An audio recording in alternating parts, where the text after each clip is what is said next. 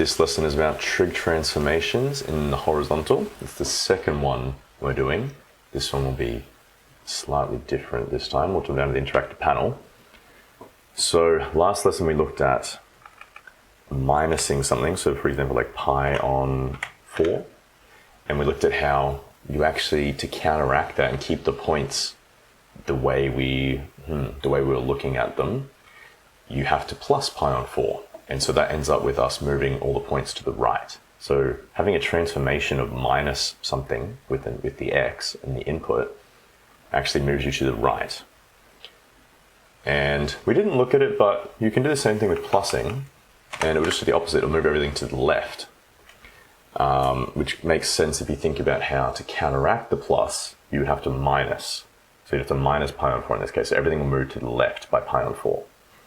Cool. Now we're going to look at what happens if we times by something. Maybe if we times by, let's do times by 2. Okay. So first things first, let's just think about sine x. Let's add our 5 points.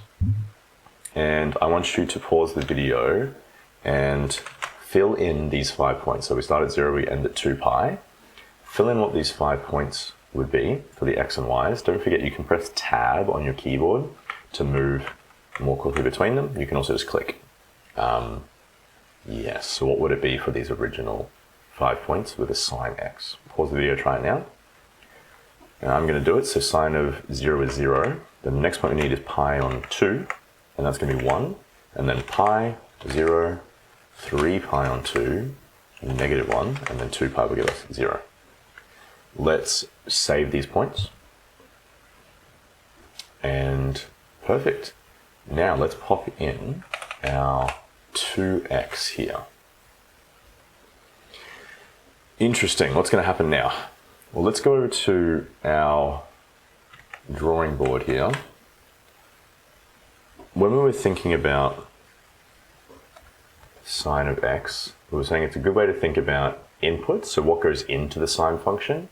And then after that happens and you get the sine, you can think about the output. So normally sine of x will output things between 1 and negative 1, and 0 will be sitting in the middle. And then we just looked at earlier, you can times those values, you can add to those values, and that will change from 1s and negative 1s and 0s to other things. And now we're looking at the inputs. We talked about adding and subtracting to them, and now we're going to talk about timesing. But nothing will happen to the output if we're just timesing something on the input. For example, if we go back to this intro lesson we had, and we change b to something like 4, and we press play, crazy things are happening here. Kind of crazy over here too, but if we look at what's actually, let's slow this down a little bit. Slow that down. What are the values that we're getting on the output? It's still between negative 1 and 1. Because sine is in the unit circle, it's still just the side length here. It's still that guy. And so nothing is changing there. You do see the difference between like this input angle that we're using for x and what angle we end up actually using. But aside from that, output, nothing is changing. Okay, so back over to here then. If I want to get an output of 0 for this point, I need to think about what I need to input to get that to happen. And so sine, I need sine of 0 for that point. And so if I'm timesing 2 by 0, I still get 0. So this point's completely fine, it's going to stay there. But what about pi on 2? Let's have a look at this over here. If I want to have sine of pi on 2, because that will get me a 0, what does it get us now? 1? Because that'll get us a 1. Then if I actually have sine of 2, x, then this needs to give us pi on 2. And if x is pi on 2, you'll have 2 times pi on 2, which is just pi. And so that won't get us what we want. We want to make it so this thing in here equals pi on 2. So you can do the algebra like 2x equals pi on 2, and then divide both sides by 2. Over here, I'm just going to use a division symbol, because if we do over 2, we're going to have to get into like triple layer fractions, which it's not too bad, but don't really want to cover that right now. And anyway, it ends up being the same thing if you just write dividing by 2. That's how we handle the triple fractions anyway. So just writing divide by 2 for these ones. That cancels the 2 over here. And you can see that we get our original value and we just divide it by 2. And basically the 2 will just end up on the bottom there. So you'll have pi over an extra 2 on the bottom. So you'll have 2 times 2, which is 4. So you end up with pi over 4. And so the x value that we need over here, because we're doing 2 times, you'll end up with just pi over 4. So let's put that in. Pi over 4. Cool. Now, what about this pi? If we want to have a pi in the middle, in the sign, to get our 0, we want sine of pi. But if we actually have, for our function, we have sine of 2x, what do we have to do so that the 2x will equal pi? And you might already see it happening. If we want 2x to equal pi, we've got to divide both sides by 2. And here we can use the fraction because there's no other fraction happening. And so x just equals pi on 2. Do you see again how we've had to divide by 2 to our original value was pi? We have to divide it by 2 to make it work because this 2 is going to times, so we're going to have to counteract by dividing by 2. Very similar to the last lesson where if we were minusing something like pi on 4, we had to add pi on 4 to our original values to cancel, to like counteract it. And over here as well, we divided by 2. So this same thing is going to be happening for all of our x values. So this pi will be pi over 2 to make it still work. And then we have to do the same thing here. So I want you to pause the video and try it yourself. What do you think these next 2 values of 3 pi on 2 and 2 pi, what will they need to be so that it works and we get our y values that we're looking for, even though we're timesing by 2 there? Pause the video and try it yourself. Okay, if I'm doing it, I'm thinking, let's just divide everything by 2. And so dividing this by 2, you'll end up with an extra 2 on the bottom, which is like a 4. And then here, 2 pi divided by 2 is just pi. So I think it should be like that. Let's press save. And this is what I think the points should look like. Let's graph it with the frog. And whoa, it's going pretty fast. Cool, so we hit all our points. Let's go between them, using the left and right here. This is our original, and what happened? Everything went like that. So a good way to think about this is, and like, look at how the 0 is not even moving. Let's look at it one more time. The 0 here is not even moving. Then keep an eye on this guy. He has to move quite a bit. Yeah, versus like this guy here, he doesn't move very much at all. So I think about this in my head, I think of it like a slinky. I'll explain that in a second. Let's look at it on Desmos. So we have the original sine wave, and then we put B in here so we can move it around. See how we're just kind of stretching it? And I say slinky because, let me show you a picture. It's like a slinky where you can kind of stretch it and shrink it. And here, see how we're stretching and shrinking it? And notice how the 0 doesn't move. Interesting. So basically, this point here has to move a lot because it is a good distance away from the 0. And so if you double that, you're doubling the distance between here and here. But this guy doesn't move as much because it's already not as far from 0. And so doubling that distance, it's not a very big distance anyway. So let's look at that movement. See, doesn't really move that much. But this guy, if you're doubling, well, I guess you're halving it, my bad. You're halving the distance when we go this way. And so it ends up shrinking it in. Okay, so try that, delete this one, and then try doing that with 3x. No, try 4x first. 4 will be easier numbers.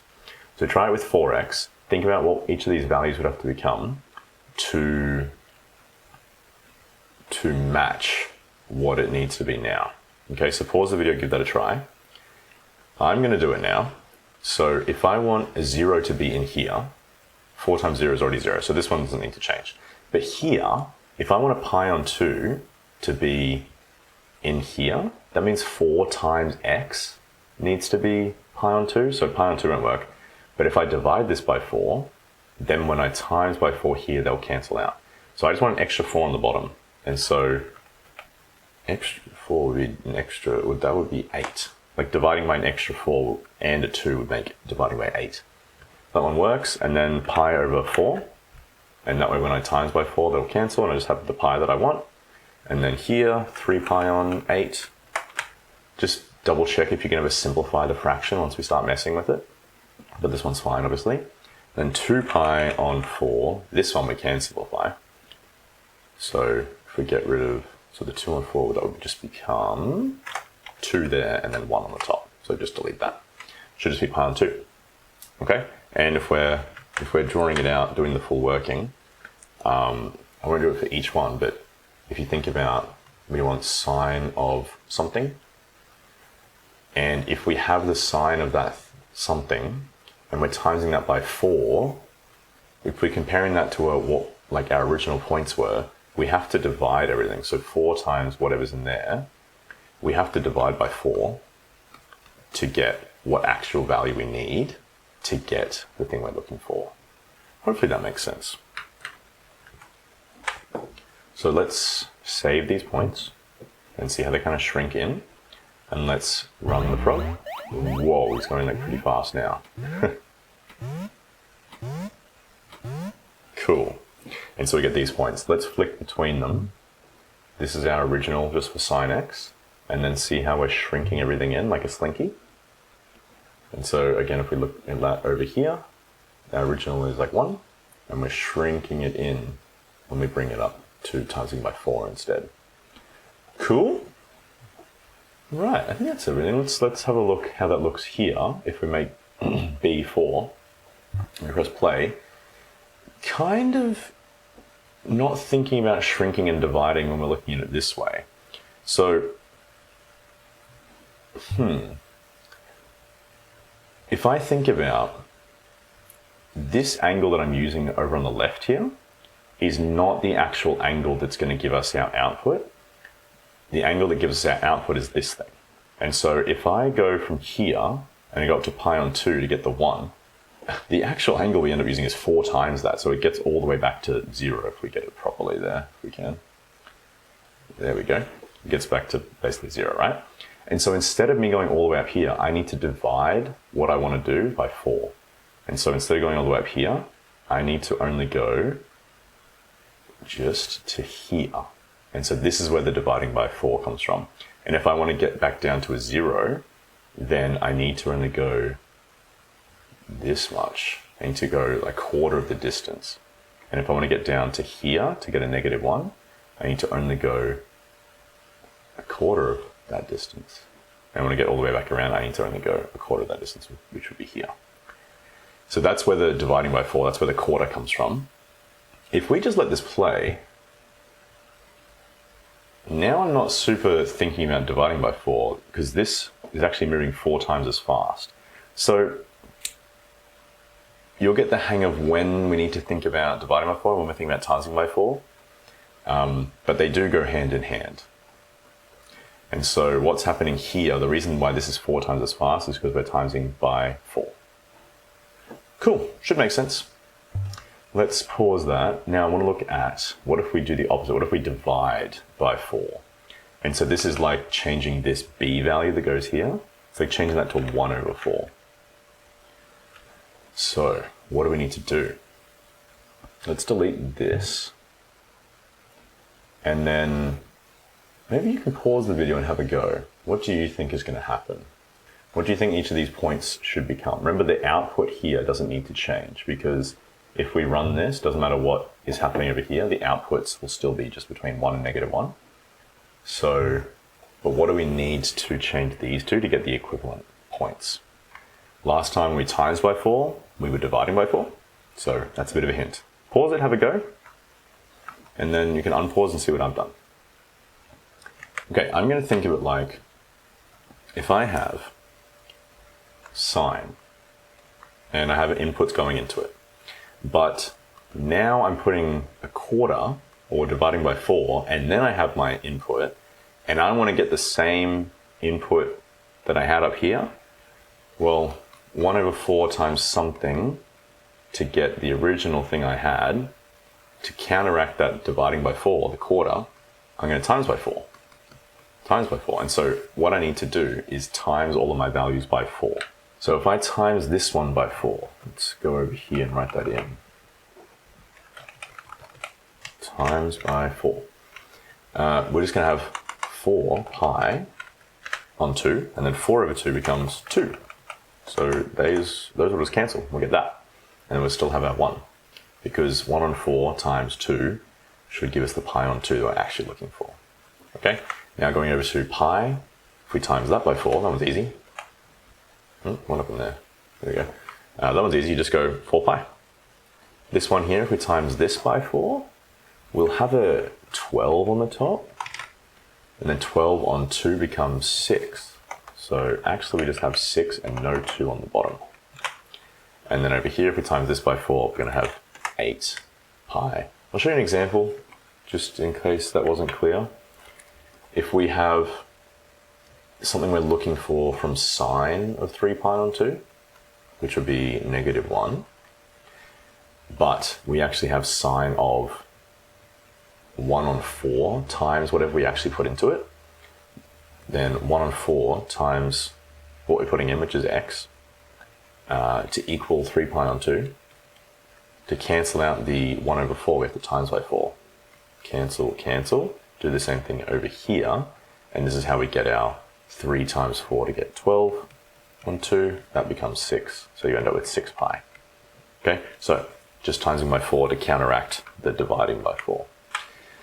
Let's save these points now. And look, they moved all the way off. So our maximum's 2 pi, but we have 8 pi there. So we have to go into our settings here. The y max is fine, but now we need to change our x max to make it 8 pi. And then if we want the frog to graph it, we have to go down and make sure the frog goes all the way to 8 pi as well. Otherwise he will stop at 2 pi. Okay, I think this should work now. Let's not press save, it's already saved. Let's press play to move the points. Cool. And now we should be right to press the frog button and see if we got the right points. Look how slowly he's moving. Isn't that interesting? And we got the first one. Making our way to the second one now. And it's looking good. So I think we did it right. Wow. Super slow. Okay. Cool, he did it. Perfect. So yeah, if we have a dividing by 4 or some sort of fraction, we have to get all our x values and do the opposite to that to make sure the points still line up. Let's have a look at shifting the points here. This would be the original. It's just sine of x, and because now 2 pi is here if 8 pi is out there. And then if we press play, it kind of stretches outwards. They all stretch out. So the first time, if we times by 4, to counteract that, all the x values have to be divided by 4. So the distance between them will also get divided by 4. But now if we're dividing if we put a division of 4 into the function, to counteract that, we have to times all the values by 4. So the distance between them gets times by 4 as well. And so looking over here, I think if I set this up so the maximum is 1, the minimum is like 1 over 4, it should be good. And this will be the original, it's just sine of x. We'll zoom in a bit. And then shrinking it, see how everything stretches out. Nice. Everything's stretching. Cool. Looking at it from this point of view here, if instead of 4 we have 1 over 4, to get this pi on 2 that we're looking for, to make this go all the way up to 1, we can't just go to pi on 2 because it gets divided by 4 before we actually do the sign on it. And so we're going to end up there. So we have to go all the way around 4 times the distance to push it up to there, and that gets us our actual 1 we're looking for. Okay? Yeah. If we press play here, you can also see how it looks like it's moving slower. It should be 4 times as slow, okay? Because the angle is moving at a normal speed, like the angle of x they're putting in, but then the like the angle we actually use in our function gets divided by 4. So it should move 4 times as slow. Awesome. Quick note with this, if you go all the way around, it doesn't keep going here, it resets because it thinks it's gone back to an angle of 0 now. So, but hopefully you can just watch it go up until that point, and you can imagine what it will look like the rest of the way. Awesome. I think that's it for this part. Maybe you can try another number down here. I think even numbers are the easiest. You know what, we'll do one with an odd number so I can show you. But if you are practicing yourself, even numbers like 2, I think 6 should be okay. Let's do a 3 real quick with this one. No, you know what, all those will be easy. Let's times by an odd number. So we'll times by a 3 for 3x. And let's see what that looks like. So let's delete this one, go back to there.